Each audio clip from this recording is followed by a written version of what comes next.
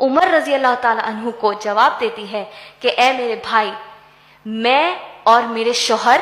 اللہ پر اور اللہ کے رسول پر ایمان لا چکے ہیں، اب آپ چاہے ہماری جان کیوں نہ لے لیں، ہم اب اسلام سے، یہ دین حق کو چھوڑنے والے ہم نہیں ہیں، کریے آپ کیا کر سکتے ہیں۔ خون میں لپٹی ہوئی سگی بہن کے منہ سے ایسے جملے سننے کے بعد عمر رضی اللہ تعالی عنہ کا دل تھوڑا نرم پڑ گیا اور وہ بولے کہ ٹھیک ہے، مجھے بتاؤ کہ تم لوگ کیا پڑھ رہے تھے۔ تو پھر فاطمہ رضی اللہ تعالی عنہ عمر رضی اللہ تعالی عنہ کے سامنے سورہ طٰہٰ سورہ نمبر 20 کے جو پہلی آیتیں ہیں اس کی تلاوت کرنا شروع کرتے ہیں، اور جب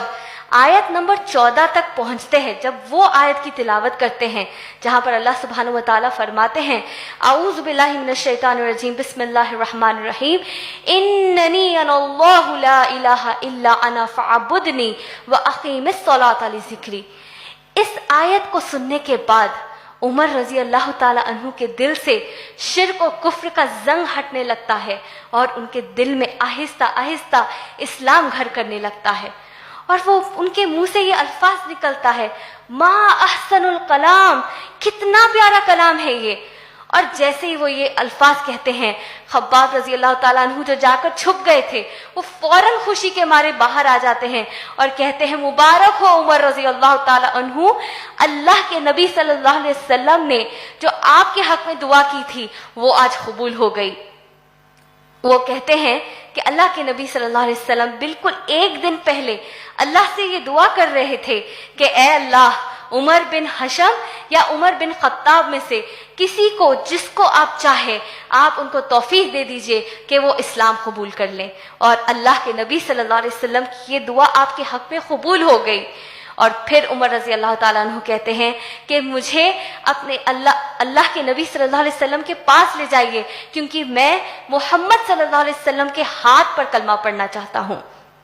اور پھر اس دوران ہوتا یہ ہے کہ کیونکہ کفار مکہ کافی ظلم کر رہے تھے، اور یہاں تک کہ جیسے ہم نے دیکھا کہ نبی صلی اللہ علیہ وسلم کے قتل کرنے کی پلاننگ کر رہے تھے نعوذ باللہ، تو سارا دن اللہ کے نبی صلی اللہ علیہ وسلم ارقم بن ارقم رضی اللہ تعالی عنہ نام کے ایک صحابی تھے جو بہت ہی نامور، طاقتور، مشہور اور پیسے والے صحابی تھے، ان کا گھر مکے کے بارڈر پر تھا، تو صبح سے لے کے شام تک وہ گھر ایک میٹنگ پلیس بن گئی تھی جہاں پر تمام صحابہ اللہ کے نبی صلی اللہ علیہ وسلم سے ملنے کے لیے آیا جایا کرتے تھے۔ اس وقت بھی اللہ کے نبی صلی اللہ علیہ وسلم کے ساتھ تمام صحابہ وہاں پر موجود تھے۔